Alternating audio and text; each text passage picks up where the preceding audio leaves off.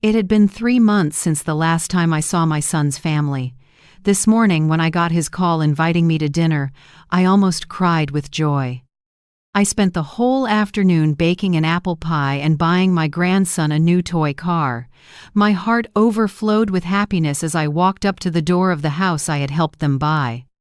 But what greeted me was my daughter-in-law's fake smile and an ice-cold line. "Mom, we've got unexpected guests tonight. There's no room for you." My son stood behind her, head down, saying nothing. From inside, my grandson's voice floated out. "Who's here, Mom?" "It's not important, honey," my daughter-in-law answered flatly. I froze. The rain fell harder by the minute. I was shivering in my soaked clothes while they sat down to a warm dinner inside. I stood there for 3 hours, in the cold wind and humiliation, until the warmth in my chest came from clarity.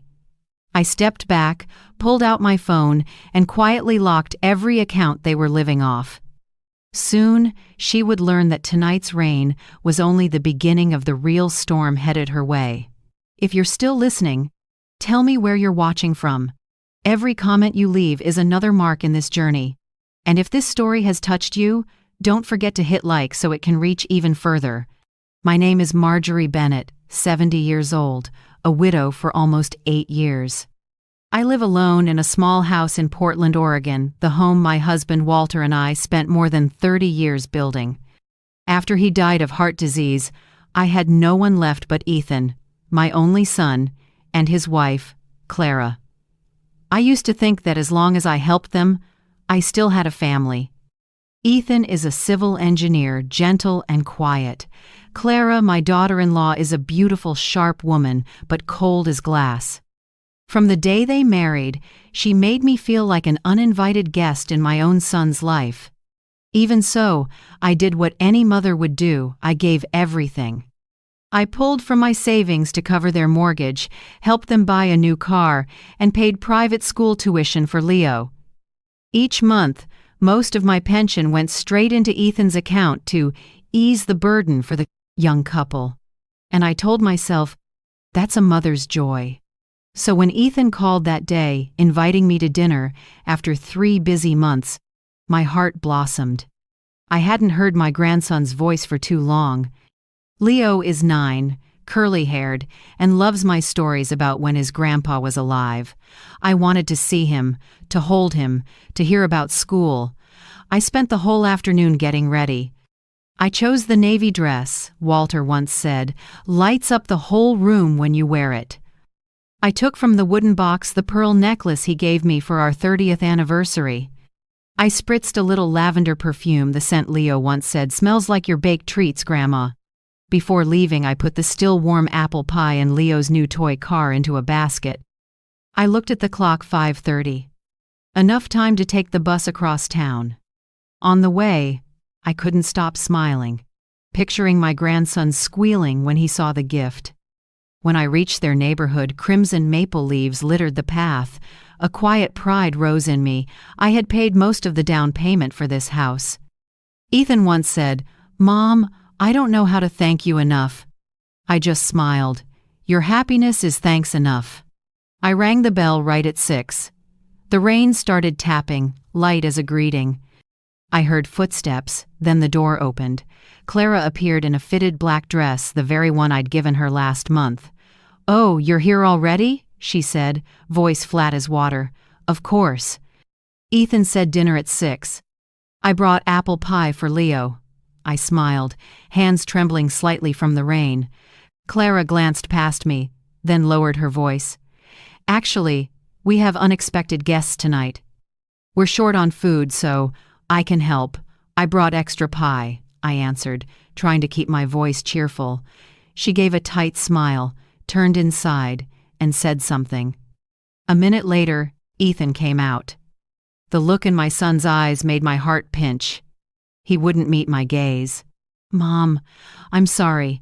We have guests tonight. There's no room for you. No room for Mom." The words dropped into me like a stone. I stood there, stunned. "But you invited me, Ethan.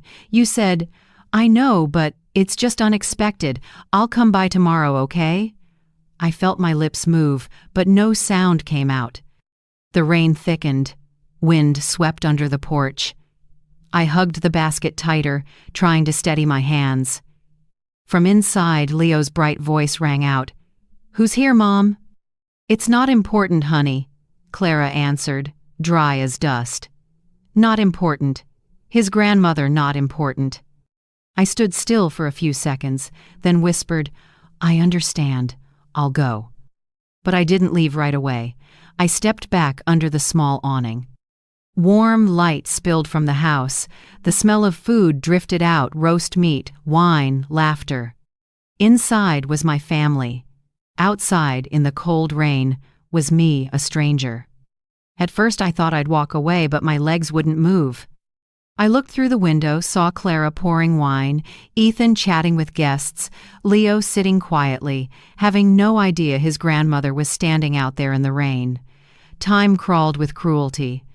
5 minutes. 10. 30. The rain grew heavy. Water running through my hair. Icy at the nape of my neck. I tried to shield the gifts, but the wrapping paper was soaked. The toy car peeked through the clear plastic. The apple pie cooled in its box. An hour passed. Music drifted out. They played "Fly Me to the Moon," Walter's favorite.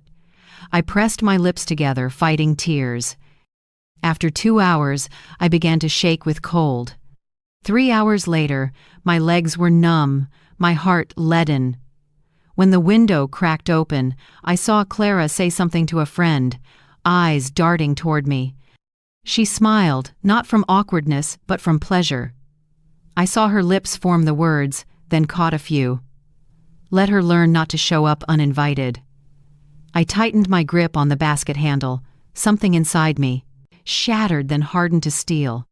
I didn't scream, didn't wail, didn't cry. I took a deep breath and let the rain wash away the last of my tears.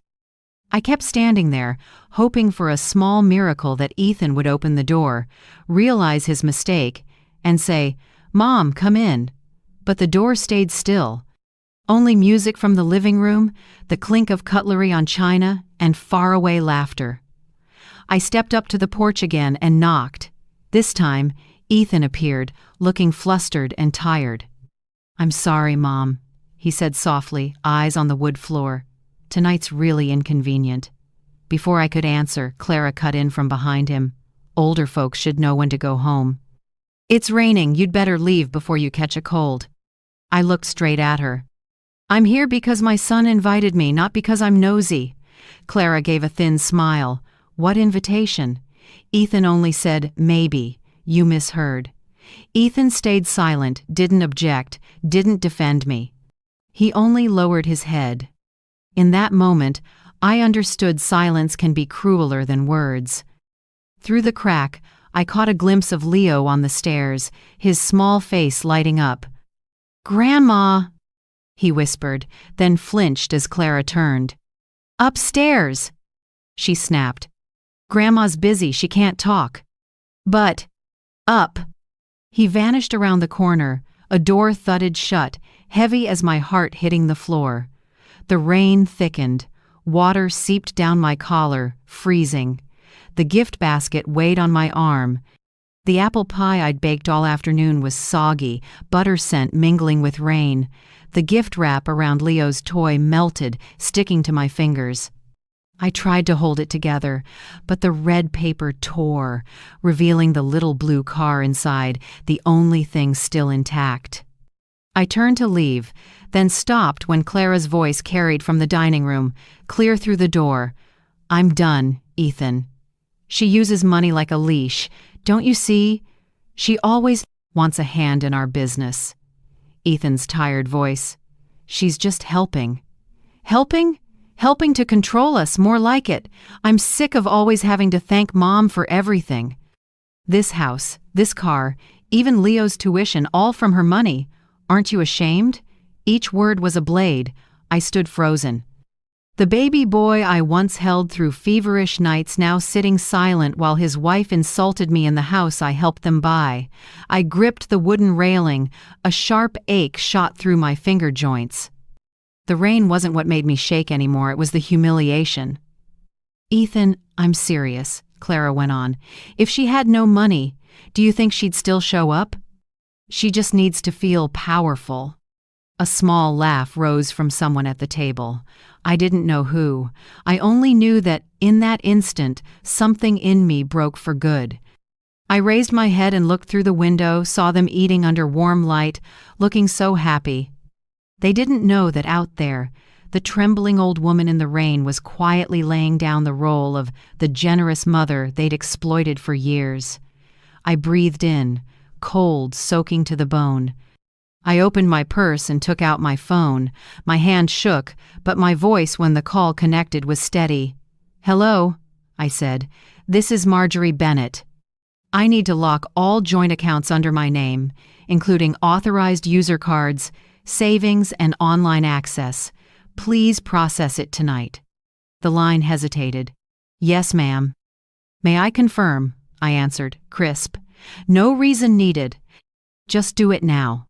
7 minutes later, when I ended the call, I knew the rain had washed away not only the grime on the street, but also the last bit of naivete in me. I stood in the open, exhaled, and looked up at the lit house. They still laughed, still chatted, still lived under the illusion that I'd always be that weak woman. They didn't know in just a few hours, everything in their lives would turn, and this time, the one steering the storm would be me. I lingered under their porch a while longer, listening to the rain blend with the living room laughter, a sound so strange it hurt. Then I left, my soaked shoes slapping on the paving stones. The road home was dark, only streetlights shimmering on puddles. I walked slowly, letting anger and humiliation dissolve with each step. Back home, I hung up my coat, wiped my face, and sat in the armchair by the window, Walter's spot for morning papers. The little room felt warm, but inside I was still cold. Outside, the rain didn't let up. It fell steady, stubborn, as if cleansing something too. I looked at the phone in my hand, the screen still showing the recent call to the bank. I knew I'd just done something irreversible, and strangely, I wasn't afraid. I called back, this time to confirm everything. The rep, a young woman with a gentle voice, reviewed the details. "Mrs.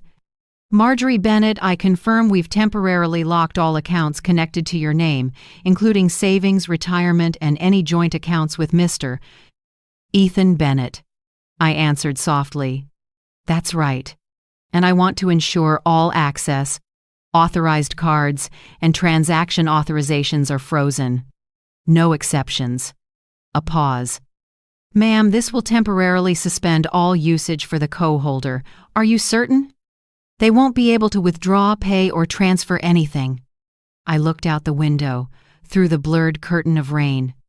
For a moment, I could almost see their house far off in memory, warm lights, wine glasses, laughter. And Clara's tilted head, that smug smile as she raised her glass, like toasting a victory she thought was locked in. "I'm more certain than I've ever been," I said, oddly calm. "Please mark it for tonight." "Yes, ma'am," the young woman replied. "I'll note it as urgent." "One moment, please." I heard keys clacking, a system processing, then a short stillness. "All set, Mrs. Bennett," she said. "Every account is now safely locked. Would you like us to email a confirmation?" "No need. I'll know when they call me in the morning," I murmured. "Is there anything else I can help you with?" I paused, then said, "If you have a mom, hug her one more time tonight. Don't wait until it's only rain falling to realize you've been silent too long." A quiet beat on the other end. "I will, ma'am." When the call ended, I set the phone down and let out a slow breath. A lightness flooded me, like I'd just slipped a shackle I'd worn for years without noticing. I stood, went to the kitchen, turned on the soft yellow light, and boiled water for ginger tea. The steam rose warm and spicy, soothing my chest. I cracked the window to let in night air, damp earth, and the patter on the tin roof. I sat, cupped the mug, and drifted into memory. I remembered my years as a nurse, endless night shifts, swollen feet from 8 hours on them, hands rough from rubber gloves and antiseptic. I remembered pinching pennies to buy Ethan his first school shoes, paying for his graduation suit, and quietly borrowing so he could study engineering. I never hesitated, never asked for anything back, because I believed that's what mothers do, and for 40 years I never doubted that. Until tonight. Thunder rumbled far off, low and heavy, like a weary heartbeat. I stared through the rain, remembering Ethan's averted eyes. Not the eyes of someone who hates you, the eyes of a son trapped between loyalty and cowardice. I wasn't angry with him, but the disappointment smoldered slow and deep like coals under ash. I set the cup down and switched on the small lamp in the living room. My little house, plain as it was, felt cozier than ever. No fake laughter, no snide remarks, just the warmth of my own company, and suddenly, that felt precious. On the shelf, our wedding photo still sat. Walter in a gray suit, me in a simple white dress, both of us smiling kindly. I stroked the frame and whispered, "Walter, I finally learned the lesson you tried to teach me. I can't save someone by losing myself." A tear slid down, and I didn't wipe it away. I let it fall, the way the rain was erasing the day outside. I stepped onto the porch with my warm tea. The rain had softened, steady as a lullaby. I inhaled, letting the ginger heat my chest again. In the quiet, I told myself, tomorrow they'll taste the real storm. Not because I want revenge. I just want them to understand kindness isn't a test, and a mother's silence doesn't mean weakness. I went back in, folded the bank notebook closed, and tucked it in the drawer. Lamplight reflected my face in the window, still me, but different. There was something in my eyes, a calm firmness I'd never seen there before. I turned off the light and headed to bed. The rain outside kept time like a heart. Tonight, I would sleep well. Because in the morning, when they found the accounts frozen, they'd know what it feels like to be left in the rain, and maybe then they would finally understand me. The next morning, Portland was strangely still. After a long night of rain, the air was crisp, faint with pine and damp earth. I made my coffee as usual, one strong scoop, a splash of almond milk, then sat by the window. Pale sunlight filtered through the blinds, tinting the little kitchen a soft yellow. I took a sip, the bitter spreading across my tongue. Inside, there was no anger, no sadness, just a quiet space I couldn't name, like a lake after a storm. I flipped on the small radio, a jazz tune Walter used to love. On the table, last night's ginger tea still carried a gentle scent. Then the phone rang. The tone trilled fast, insistent. I glanced at the screen, Ethan. I smiled, set down the cup, and took a steady breath before picking up. "Good morning, son," I said evenly. Ethan's voice came fast, panicked. "Mom, what happened?" "Clara's card got declined. Then the bank called saying, the accounts are frozen. My card doesn't work either. Did you do something?" I stirred my coffee, the spoon's clink ringing against porcelain. "Oh, probably a system issue," I answered slowly. "Try living without it for a bit." A half-second of silence, then Clara's voice cut in high and furious. "If you don't unlock them, I'll sue. This is theft." I raised an eyebrow and smiled. "You can try. But do check who's the primary name on the deed, the bank records, and the mortgage." Silence on the other end. I could almost hear Clara swallow. Then she shouted, voice shaking, "You'll regret this!" "Maybe," I said. "But at least this time, I won't regret staying silent." I hung up. The phone rang again right after this time, the bank confirming every account had been fully frozen per my request. I thanked them calmly and ended the call like I'd just checked off a normal task. A few minutes later, the doorbell chimed. I guessed it was no one but Helen, my neighbor of 20 years, a widow who had witnessed so many chapters of my family's story. Helen stepped in with a basket of warm bread and a gentle smile. I heard arguing from Ethan's house at dawn. Everything okay, Marge? I poured her a cup of coffee and gave her the short version. When I got to the part where Clara threatened to sue, Helen burst into bright laughter. Well, you finally did what you should have done ages ago. I didn't think you had it in you. I smiled and shrugged. I didn't either, but maybe after standing in the rain for 3 hours, anyone would find the nerve to do something different. Helen squeezed my hand, voice low. You know, people only discover their strength when there's no one left to lean on. We sat quietly for a while, listening to cars on the street and sparrows on the roof. In my small kitchen, the light washed over 2 women who'd lived through too many seasons, and in Helen's eyes, I saw a reflection of myself, calm, tired, but still proud. After Helen left, I walked around the house. Everything felt so familiar that it calmed me. Walter's bookshelf, the stack of old medical files, the embroidered curtains I'd sewn by hand. I opened the desk drawer and took out an old notebook with the will I'd written 2 years ago. I spread the paper on the table. Each line was neat and careful, the ink slightly faded where I'd signed.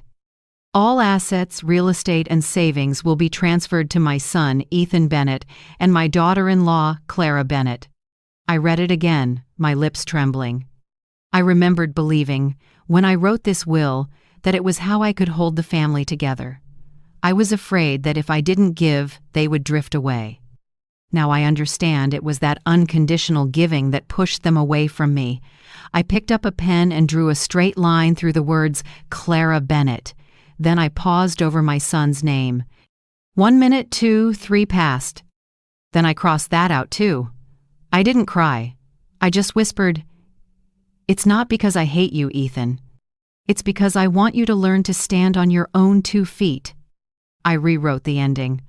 All assets will be used to establish a fund to support older adults who are financially and emotionally abused by family members. The fund will be called the Walter and Marjorie Foundation. I signed again and folded the paper carefully. Do you believe that sometimes giving to strangers is the best way to save your loved ones or at least yourself? If you were in my place, would you do the same? I truly want to hear your honest thoughts in the comments. That afternoon, I called my attorney, Mr. Harris, who had handled my real estate paperwork. When I told him I wanted to update my will, he was a little surprised but said, "I'll get the documents ready, Mrs. Bennett." I took a walk to the nearby park where the willows swayed in the breeze. Children ran around, laughter filling the air, and I sat on a wooden bench, watching the sky begin to brighten. A lightness rose in me as if I had finally taken back ownership of my life. Around noon, the phone rang again. This time it wasn't Ethan. It was Leo, my grandson. His voice was small and shaky. "Grandma, Mom said you did something that made them mad. Are you sick?" "Dad isn't saying anything, just sitting there." I swallowed hard and kept my voice warm. "No, I'm fine, Leo. I'm just teaching your parents a small lesson. You'll understand someday. Can I come over to play with you?" I smiled. "When the sun's out, I'll come get you." When I hung up, the tears finally came. Not from pain, but from tenderness for a child too young to understand the splits between adults. I wiped my eyes and told myself, "One day, you'll know I did all this so you could grow up in a world that respects those who raised you." The afternoon passed quietly. I watered the plants, reorganized the bookshelves, and wrote a few lines in my journal. Today, for the first time in years, I am bound to no one. I'm no longer a shadow behind someone else's front door. I am Marjorie Bennett, and I am free. Night fell and Portland settled into a thin mist. I brewed an herbal tea, turned on the desk lamp, and looked over the new will again. The light fell across the freshly dried signature, the strokes firm and final. Softly, I spoke to Walter. "See, I finally learned how to stand up. No shouting, no blame, just one word. Enough." I slid the new will into an envelope, sealed it, and locked it in the safe. The click of the metal lock was small, but it echoed inside me like a bell of release. Outside, the breeze stirred the curtains, and pale moonlight slipped through the window pane. I looked out at the wide sky, took a deep breath, and felt my heart beating slowly, steadily, stronger than ever. Tomorrow, I knew they would keep calling, maybe show up at my door, maybe cry, maybe rage. That was fine, because this time, I wouldn't back down. I smiled slightly, turned off the light, and told myself, they left me standing in the rain for 3 hours. Now it's their turn to feel that cold. Then I went to bed, pulled up the blanket, and slept deeply, the first real rest in years, knowing my heart was finally at peace. The next morning, Portland was still damp from the night's rain. I was making coffee when the door pounded hard enough to rattle the frame. I knew right away it was them, Ethan and Clara. I opened the door. My son stood straight with his hands in his pockets, face pale from lack of sleep. Next to him, Clara wore a long coat, makeup hurriedly done, eyes red, whether from real tears or not, I couldn't tell. I stood across the threshold, quietly looking at two people I had once believed were my family. "We just want to talk," Ethan said softly. "Fine," I answered. "Come in." But today, no one gets to dodge the truth. Inside, Helen, my neighbor, was already seated at the dining table. I'd asked her to come early. Not out of fear, but because I wanted a witness. Clara sat, hands shaking, trying to sound gentle. "Mom, it was all a misunderstanding. I didn't mean." I was overwhelmed. I didn't know what to say. I looked at her, my eyes cold. "What misunderstanding made you shut the door in my face and leave me in the rain for 3 hours? Or what misunderstanding made you call me fake, a burden, an old dog?" The air froze. Ethan turned to his wife, stunned. "Did you really say that?" I didn't answer. Helen spoke up, slow and steady. "I heard it all, Clara, through the window next door. Every word you said to your friend. That can't be called a misunderstanding." Clara quickly wiped her tears. I'm sorry, I lost control. It was too stressed, I cut in. Sorry doesn't mean anything when the person saying it can't even remember what they did. If you're sincere, repeat it, word for word. Just like you said that night. She froze, looking to Ethan for rescue. He lowered his head, silent. Helen stayed still, hands clasped on the table, eyes fixed on Clara. I'm sorry," Clara stammered. "I heard that," I said. "But I want to hear the exact words you used." Her voice tightened, shrinking to a rasp. I'm sorry for calling you fake." I said nothing. "I'm sorry for saying you were a burden." The room was so thick with tension you could hear the wall clock tick. I still didn't speak. Helen glanced down, her hands tightening, holding back anger. Clara swallowed, eyes blurring. "And I'm sorry for calling you an old dog." The last word broke into a sob. Ethan turned away, gripping the chair. I sat still, looking at the woman in front of me, not with hatred but with emptiness. Those words had once been knives, now they were only echoes. I stood, voice steady. "If you're truly sorry, kneel." Clara stared at me, incredulous. "What?" "You heard me. I don't need a performance. I don't need you to pretend. I want to know if you have enough courage to bow your head to your own wrongdoing. Are you trying to humiliate me?" She snapped, voice cracking. I held her gaze without blinking. "I'm not doing anything. I'm letting you see the same humiliation you threw at someone else." Clara stepped back. Ethan started to speak, but I cut him off. "Don't get involved, Ethan. You weren't the one humiliated that day. You were the one who stayed silent while your mother was." He froze, eyes clouded. Helen turned away with a sigh.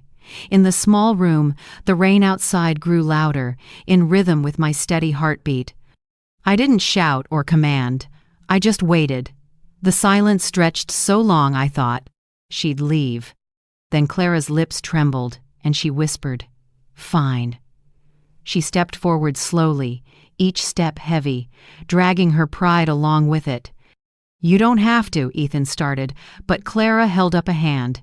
She stood in front of me, eyes glassy with tears, and then sank down. Her knees hit the wooden floor with a dull thud in the quiet room. Her hair was a mess. Mascara streaked black down her cheeks. Tears fell, blending with the sound of rain on the eaves, the wet, weighty sound of a storm brought low.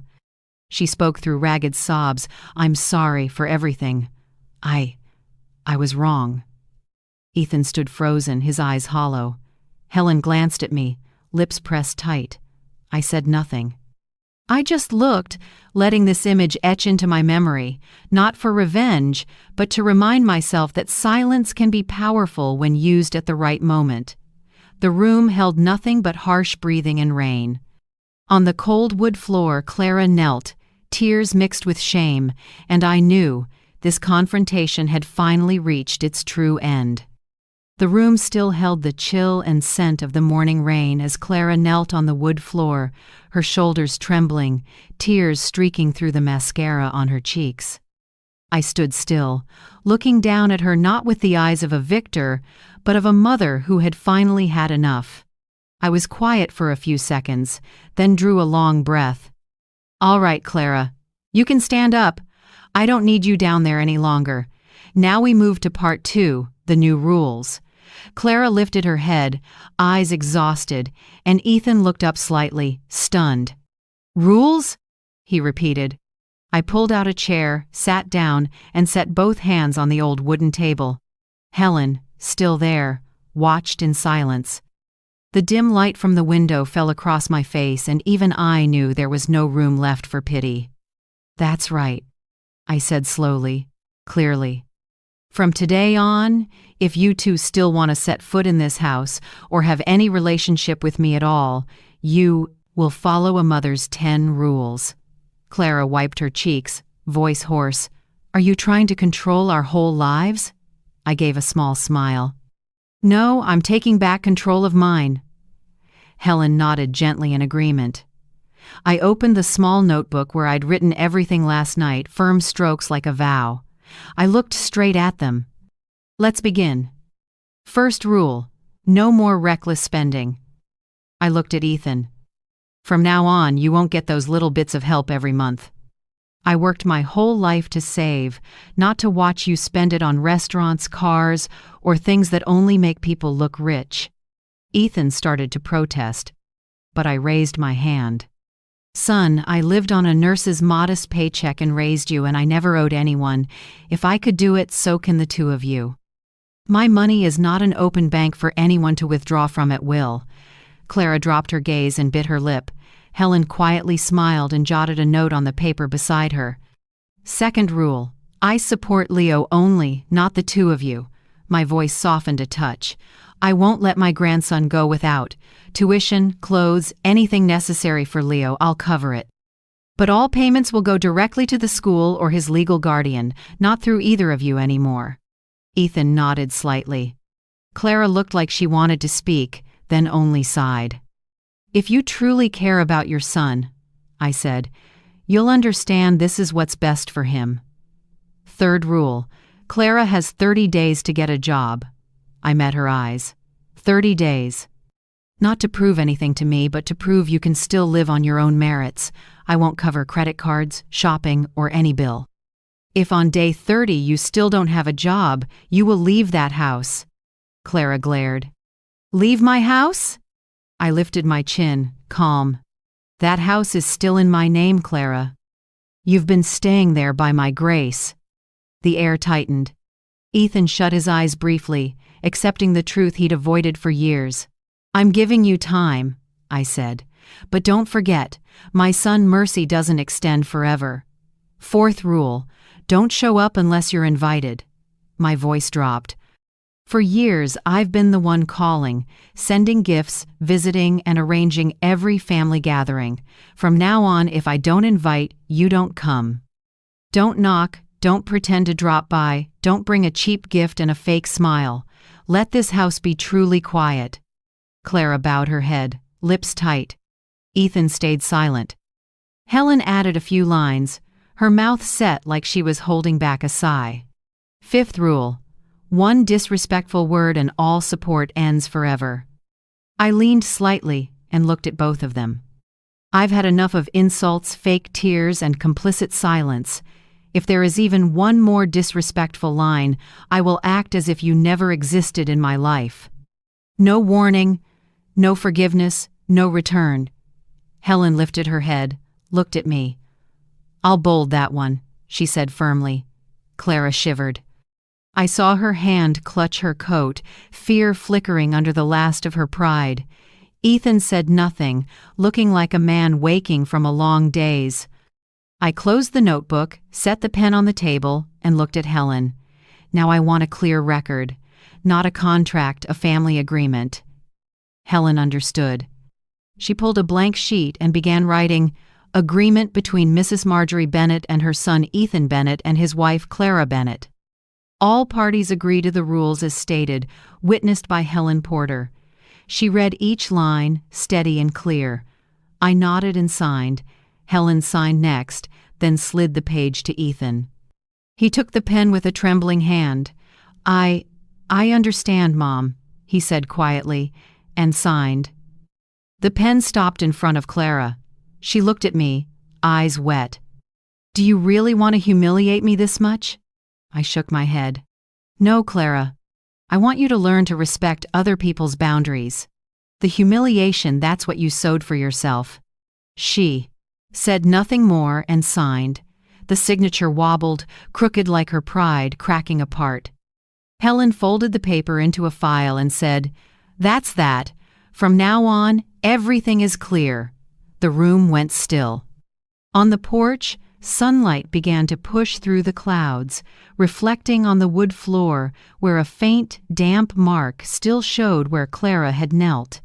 She stood, grabbed her purse, and said nothing. When she turned, her eyes met mine, no hatred left, only fear and shame. Ethan lowered his head, squeezed his wife's hand, and together they walked out. A light breeze crossed the porch, carrying the lingering scent of coffee through the air. Helen exhaled and said softly, "I've never seen you this strong, Marge." I smiled and answered gently, "It's not strength, Helen. I'm just too tired to be weak anymore." She nodded, her gaze softening. "These 10 rules aren't only for them. You know? They're for other mothers too, the ones who need to remember that love still needs boundaries." I looked out the window, where the first sunbeams lit the rain still clinging to the glass. Inside me rose a deep calm, not joy, but release. That day, for the first time in years, I sat in my own home, in quiet and light, and realized a mother's strength isn't about how much she sacrifices, it's about knowing when to stop. And I stopped. This time, for good. In the days that followed, spring came to Portland. Clear skies, soft winds, trees starting to bud. My life slipped back into simple rhythms I'd forgotten. Getting up early, making coffee, reading the paper, walking with Helen around the park, then coming home to cook myself lunch. No more sudden calls begging for an urgent few $100s, no more long texts listing bills due. Just quiet, pure, like the breath of freedom. I didn't know how they were managing on the other side of town, not until Helen brought the paper over and said, "You know, I saw Clara at the supermarket. She looked like she hadn't slept in days." I nodded lightly, saying nothing. I didn't feel happy, but I didn't pity her either. Sometimes life has to let people taste their own consequences. Ethan called me for the first time after nearly a week of silence. His voice was hoarse, tired. "Mom, I'm trying to get things in order. Leo's tuition is coming due and I still can't pull it together." I sipped my tea and answered calmly, "Don't worry, I've paid the school directly. Leo won't go without." Silence on the line. I heard a soft exhale, then a quiet, "Thank you, Mom," I replied. "No need to thank me. I'm taking care of Leo, not the two of you." After that call, I knew he understood. Some wounds don't need words. Silence is enough to wake people up. 3 days later, on a damp afternoon, I was replanting a few lavender pots on the porch when I heard a car stop at the gate. I looked up, and there was Clara. No makeup, hair tied in a rush, a wrinkled coat. She walked slowly, like she was carrying a mountain of embarrassment on her shoulders. Can I come in?" I looked at her, then opened the gate. "If you're here to talk, yes." We sat in the kitchen. The air still smelled faintly of coffee. She glanced around, maybe realizing for the first time that my small house wasn't luxurious at all, but clean, tidy, and warm, a far cry from their cold, big place. "I don't know where to start," Clara said, her voice rough. "We're in real trouble. Ethan's trying, but his paycheck isn't enough. I'm only asking you for a small amount.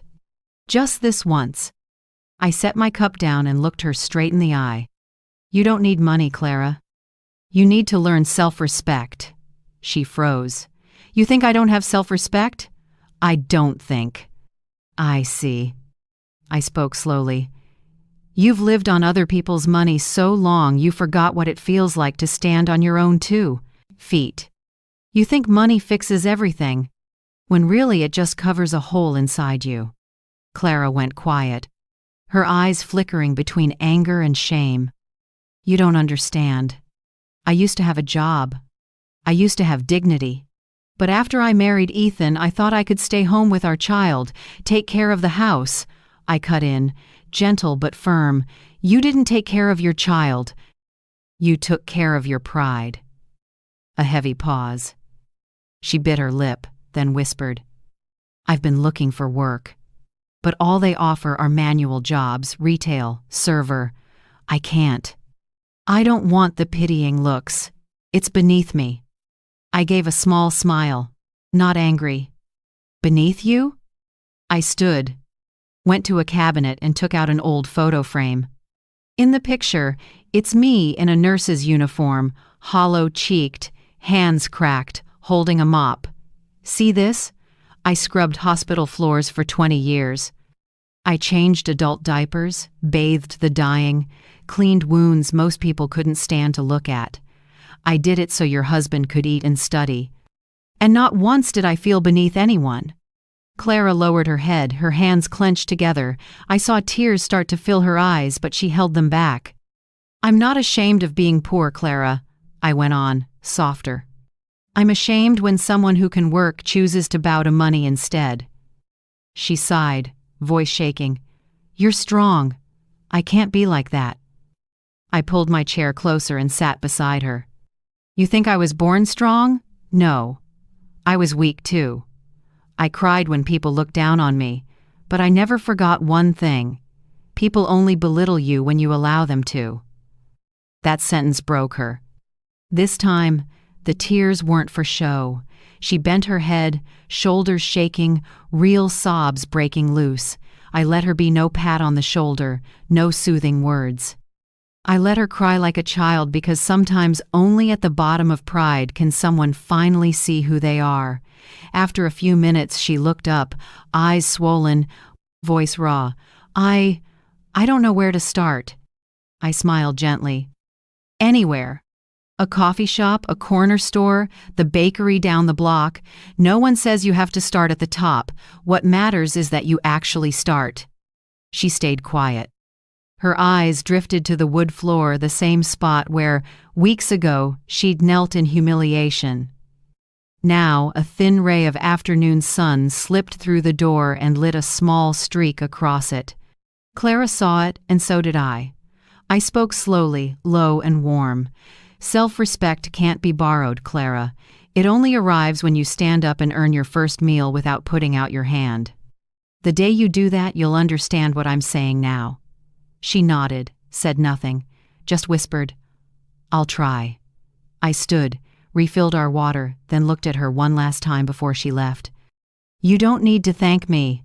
Thank yourself for being ashamed at the right time." She pressed her lips together and left.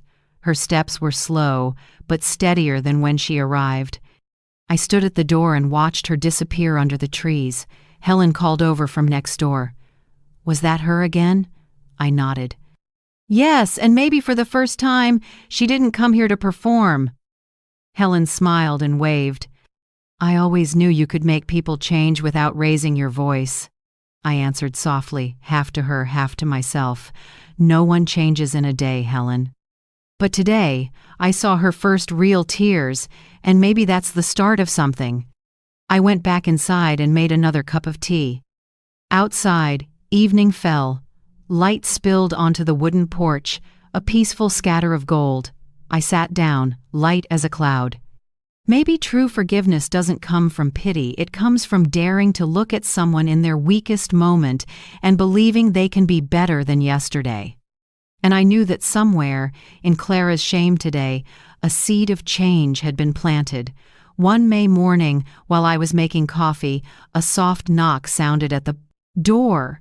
Not the hard, tense pounding Clara used. This knock was hesitant, almost afraid of being turned away.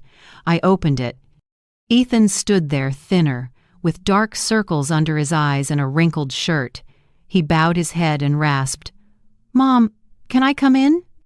Looking at my son, my heart gave a quick, sharp beat, not out of pity, but because in that worn-out posture, I knew he was finally seeing what he used to ignore. I nodded. "Come in, Ethan. This door has never been locked to you." He sat at the kitchen table, where the smell of fresh coffee still hung. I poured him a cup. His hands shook so much, a few drops splashed. He lifted it to his lips but didn't drink. I don't know where to start," he said, voice cracking. "Everything's worse than ever." I waited. "Clara," he drew a deep breath, "she can't find a job and she blames me. Yesterday she called me useless in front of Leo, said I live off my mother, that I'm an embarrassment to her friends." He lowered his head and covered his face. "Mom, I can't take it anymore. Every time I try to talk, she starts yelling, brings up the money, the house, all the things I know you gave. I didn't say anything, just set my hand on his shoulder. Now you see, don't you? When money disappears, real love either shows up or it disappears with it." Ethan looked up, eyes red. "You're right. I was blinded. I thought she just needed love, needed to feel safe. Turns out what she needed wasn't a person next to her, it was a life she could show off." He let out a bitter laugh. "I was foolish, Mom. I thought siding with my wife proved I was a grown man, but really I let her control us both." I looked at my son, aching and relieved at once. He was cutting the cord that had bound him for years, late but brave. I poured more coffee and asked, "Ethan, do you want to live in fear or in truth?" He looked confused. "I don't understand." "You do," I said slowly. "You're afraid of losing her, afraid of breaking, afraid Leo won't have his mother. But you forget what you're trading away. You're letting yourself be diminished day after day. Is that living?" He stayed quiet. Sunlight slid through the window onto his face, thinner than before. I spoke softly. "Do you remember, Ethan, when you were little and I worked night shifts for weeks? I'd come home smelling like antiseptic, hair damp with sweat, and you'd run to me and say, 'Mom's a superhero.' You were proud of me for doing what you couldn't imagine. Now tell me, are you proud of yourself?" He bowed his head, said nothing. A tear fell and dotted the back of his hand. "No," he whispered. "I'm not the man you raised me to be. I let Clara control everything. I know she's wrong, but I'm scared to make her mad, scared to lose the perfect family people see. I've never really been a strong husband." I touched his hand lightly and murmured, "Admitting that means you've started to change."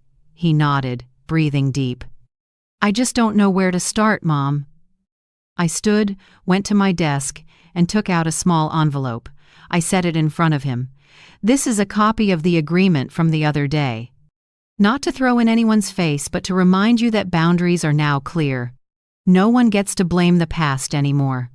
Ethan opened it, eyes landing on Clara's shaky signature. He gave a sad smile. She signed it, but she didn't get it. To her, everything's a power game. I sat across from him, voice firm. "No one can take your power unless you hand it over." You handed it over with your silence. Ethan nodded, voice tight. I understand. Just then, the landline rang. I saw the caller ID, Leo's school. I picked up. Mrs. Bennett, we're calling to inform you Leo's tuition for this term is still unpaid. We've tried to reach his parents without success. I glanced at Ethan. He looked flustered, mouthing an apology.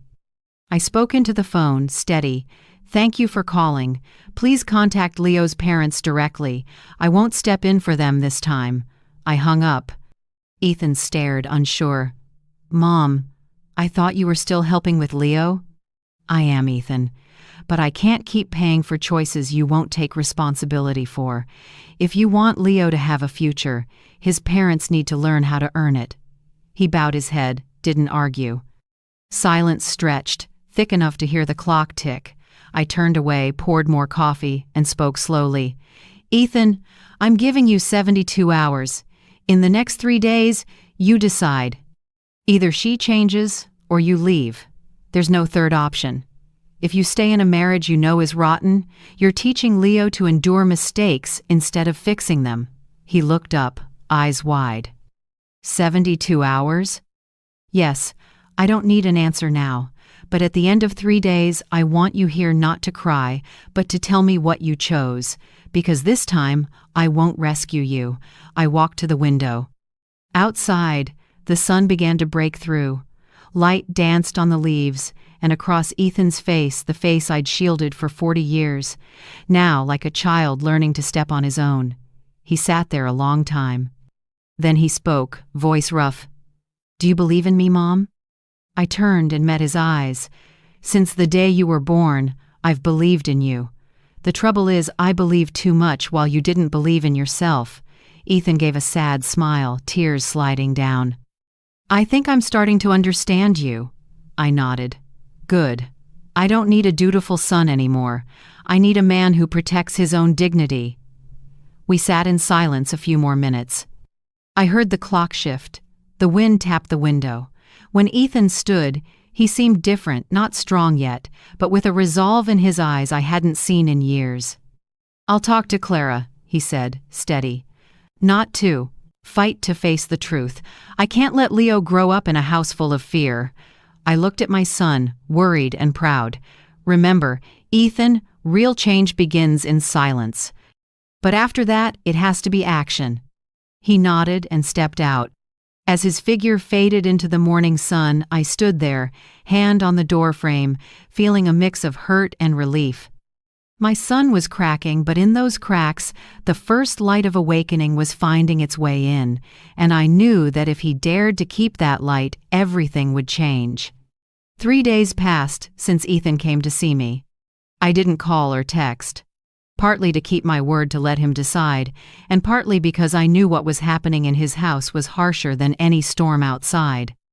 On the 3rd morning, while I was trimming lavender on the porch, Clara's familiar silver car screeched to a stop at the gate.